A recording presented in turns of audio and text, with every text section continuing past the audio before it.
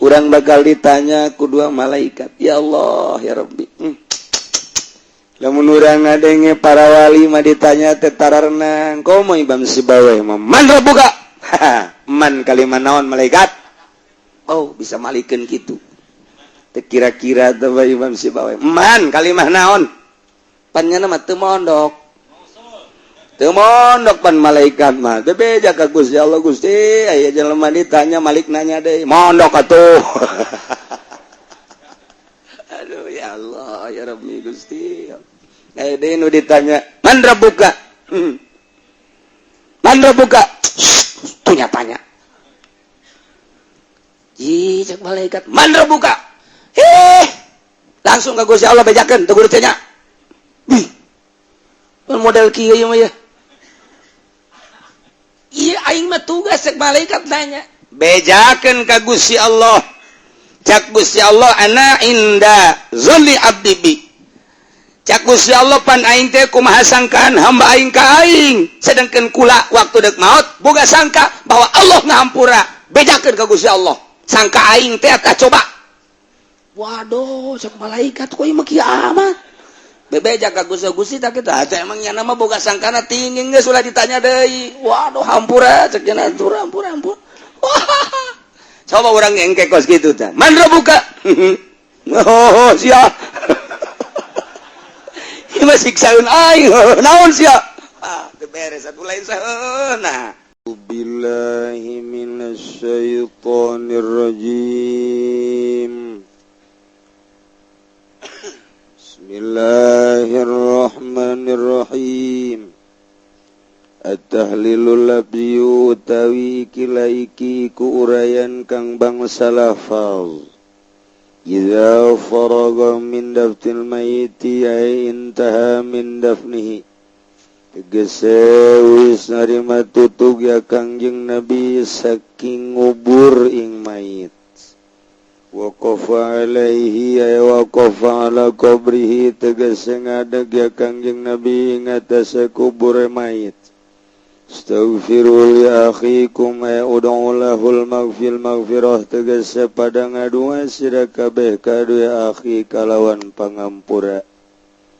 Doakeun mayit teh ku maghfirah sakumaha Kangjeng Nabi mere pitutur ka urang Allahumma ighfir lahu warhamhu wa'afihi wa'fu anhu wadai mayit mah iwalti butuh doa nya mah dikiriman bakakak geus embungeun mayit mah hayang doa bae boro-boro geus jadi mayit keur muriang keneh ge aya nu mawakeun jeruk aya nu mawakeun apel geus teu hayang boro-boro aya nu mawakeun kos kitu sangkilang datang babaturanana urut baheula bareng judi geus embung.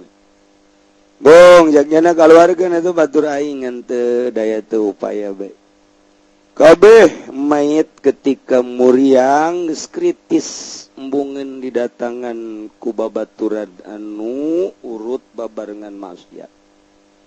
Mun kitu manyana dilayat ku santri ku ustad ku kiai hajung maca yasin disisieunana tiis hajung ngomong ngeunaheun ka manehna urang lamun ngalayat anu gering mamang tenangkeun pikiran ulah loba pikiran ka sisi ka sakagigir geus ku ari masing gede harepan sing gede harapan roja tingkatkeun geus ulah sieun-sieun Allah Maha Ghafur Allah Maha Rahim geus tas blangkeun hate kitu ngalayat nu muriang jadi tenang kana hatena ulah ieu mah ngalayat nu muriang mang waduh panyakit kieu mah kamari ge tatangga paeh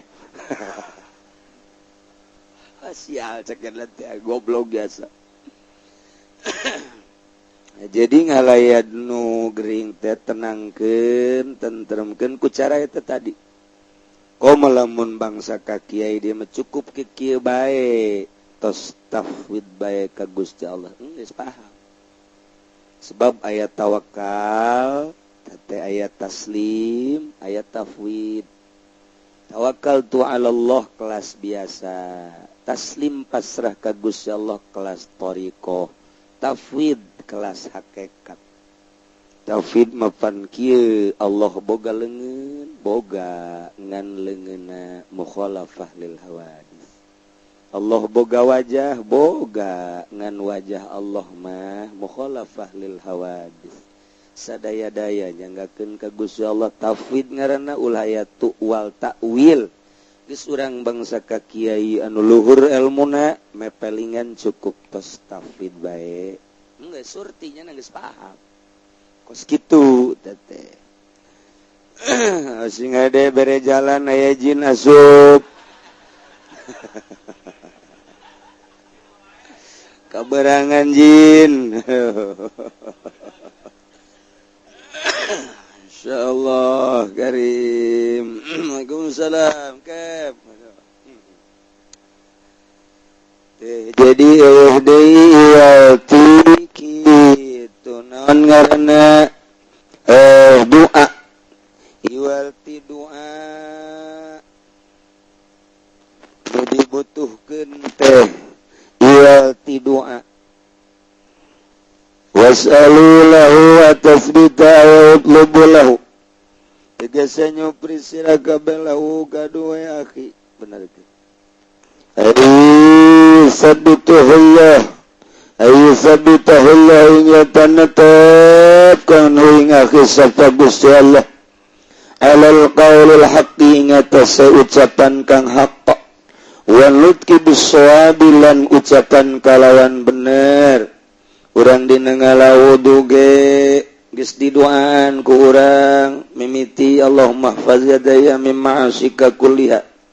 Kemudian ke kemur Allahumma a'inni ala zikrika syukrika terus tambah subhanallah umaha sih. Allahumma a'inni ala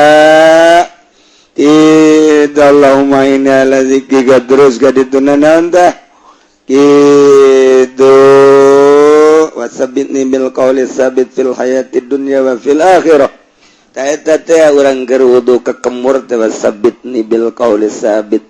Gusti muga netepkeun ka abdi ku ucapan anu ajeg anu tetep bil hayatid dunya kuari di dunia urang maca la ilaha illallah di akhirat la ilaha illallah sabitni bil qawli sabiti fil hayatid dunya wa fil akhirah tu Allahumma kitu a'inni ala zikrika ta eta teh kurang di doaan hakikatna mah penuh berontak di awak urang teh aya nu ngendalikeun Gusti Allah moal pati-pati urang maca eta lamun urang moal ditetepkeun kitu hakikat da doa mah. Dan mentak kurang seringan maca doa eta sabitni bil qawli wasabitni bil qawli sabiti fil hayati dunya wa fil akhirah. Terus urang kabeungeut eta doa mah lain ti Kangjeng Nabi sebenarnya mah meunang ulama. Betul we kudu didoaan ge ngalawudu jadi bae beres. Geus ngan alangkah baikna lamun dibarengan ku doa. Allahumma atini kitabi bi yamini. Terus sampai selesai Allah malatutini kita bisimali umi waraid terus orang harim syahri wa basyariana ta hartina moal pati-pati urang ngadoa kitu lamun urang moal dikitukeun ku Gusti Allah dikitukeun teh dina eusi makna doa nu ku Allah digerakkeun nang Allah teh mendak doaan ku urang ieu mait was'alu utdubu lahu tetap-tentakan ku anjin dulur urang nugus aya di kuburan supaya ditetapkan ku Gusti Allah alal qaulil haqqi wan nutqi bis shawabi fa innahu ala la yusalu ya rabbihi tegese saking pangerane akhi wa dinihi lan agamane akhi wa nabihi lan nabine akhi bakal ditanya man rabbuka saha pangeran anjeun bakal ditanya wa man nabiyuka saha nabi anjeun bakal ditanya wa madinuka naon agama anjeun. Masya Allah itu bisa diapalkeun ti kuari lantaran nu bakal ngajawabna amal urang ketika orang bertauhid ka Gusti Allah ngalaksanakeun syariat Gusti Allah urang teh geus eueuh nu kacoceng engke amal urang bakal menjelma ngajawab pertanyaan malaikat sanajan diatalkeun di kuari urang teu ngalaksanakeun syariat tetep bae moal bisa ngajawab mantap teu kudu diapal-apal di kuari engke bae urang mah geus nyaho berbaring nyaho salamet itu bahagia geus masyaallah lantaran salat urang nu bakal ngajawab man rabbuka moal pati-pati urang salat lamun teu mangeranan ka Allah wa man nabiyuka moal pati-pati urang salat lamun urang teu nuturkeun parentah Kangjeng Nabi wa madinuka moal pati-pati urang salat lamun lain agamana Islam wa makiblatuka jauh nu salat menghadap ka Gunung Karang jauh pasti geus langsung ka kiblat geus langsung salat eta urang ngajawab moto asal urang salat rabi salat urang bakal ngajawab masyaallah fikul hadis tawi kilaiki kupiki hadis hiji talabul istighfar lil mayit akibat dafni tawi kang awaliku dan supri istighfar kada mayit dalam sausana ngubur sabada ngubur istighfar mentakeun hampura mayit eta lantaran mayit ieu persis kos jelema keur kakerem butuh anu nulungan kal gorikil mugawas persis kos jelema di tengah laut perlu ayana nulungan ialah jelema-jelema anu mangdoakeun dua talabut tasbih lil mayit utawi kang kaping done iku nyupri dan tetepkeun kada mayit inda sualil malaikani lahu ing dalam nalikane pertanyaan malaikat tororo kada mayit urang bakal ditanya ku dua malaikat ya Allah ya Rabbi lamun urang ngadenge para wali mah ditanya teh tararna komo Imam Sibawe man rabbuka man kalimah naon malaikat oh bisa malikeun kitu teu kira-kira teh Imam Sibawe man kalimah naon pannyana mah teu mondok teu mondok pan malaikat mah teu beja ka Gusti Allah Gusti aya jelema ditanya malik nanya deui mondok atuh aduh ya Allah ya Rabbi Gusti aya deui nu ditanya man rabbuka man rabbuka tanya ih cek malaikat man rabbuka langsung ka Gusti Allah bejakeun teu kudu tanya model kieu mah ya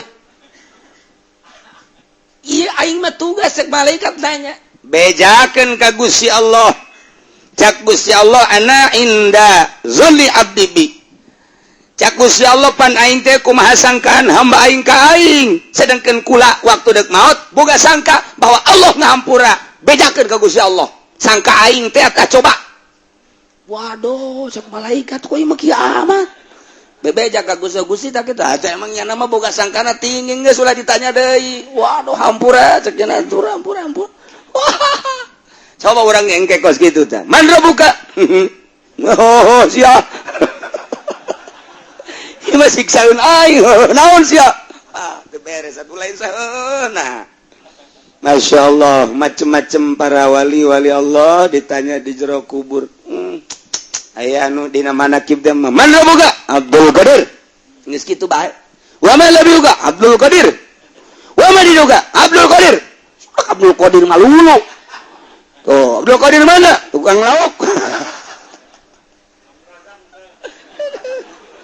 man rabbuka Abdul Razak disiksa Razak mana cenah ieu insyaallah teu bauheun malaikat ka Abdul Razak mah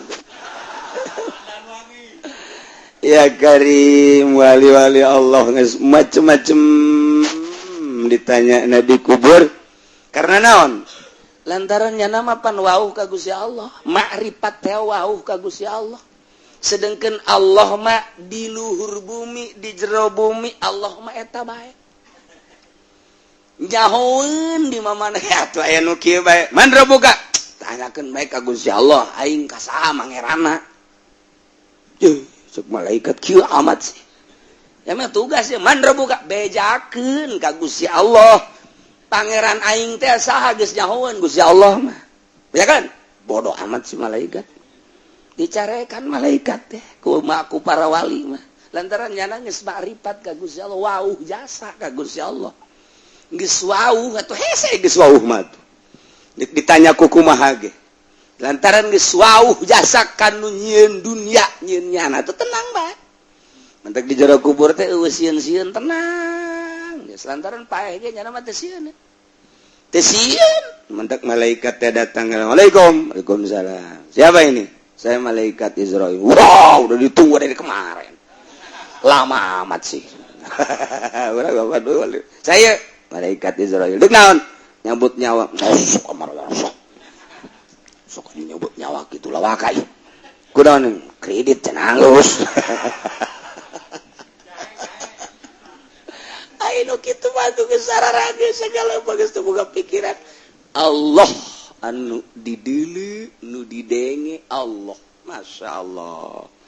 Kuari titah paeh teh kadeuleuh ku urang ja hakikat mah titah menghadap ka Gusti Allah. Unggal poe Allah kahalangan ku hirup kuari dek dicabut roh dek dikaallahkeun atuh ngarep-ngarep. Atuh ngarep-ngarep sakumaha urang dek dikawinkeun jeung sarwiti atuh ngarep-ngarep. Urang dek meuli mobil hayang geus kapanggih jeung mobil kuari eueuh nu dipake ka resep kecuali Allah. Kuari dek dihadapkeun ka Allah resep jasa. Masya Allah. Ngomong doang. Ya Allah ya Rabb. Mereka tuluna yantafi'ul maitu bidu'ail haylahu utawi kang kaping teluna iku ngalep mangpaat sapa mayit kalawan doane wong kang urip lahu kade mayit eta ngarep-ngarep doa tinu hurup lantaran aya mangpaatna ulah pajar cek Muhammadiyah macana teh aya mangpaatna doa nu hirup kanu maot Kangjeng Nabi ge ngadoakeun Allahumma ighfir li ahlil ghurqadil li ahli golqad eta kan doa Kangjeng Nabi. Assalamualaikum ya ahlal baqi doa Kangjeng Nabi. Dan lain-lain sebagainya tuh lamun mangpaatna moal nyontohan kitu Kangjeng Nabi. Ai kuari cek Muhammadiyah cenah teu mangpaat. Ya, geus ulah didoakeun. Geus ulah didoakeun urang mah biasa bae tuturkeun ulama salafus sholihin yantafi'ul mayit bidu'ail hayyilahu. Al mayitu ta'ulluhul hayatu fil qabri utai kang ngaping papat iku teh mayit iku manjing huing mayit apa urip ing dalam kubur. Di jero kubur bakal hirup urang teh sejenak lantaran urang bakal ditanya heula.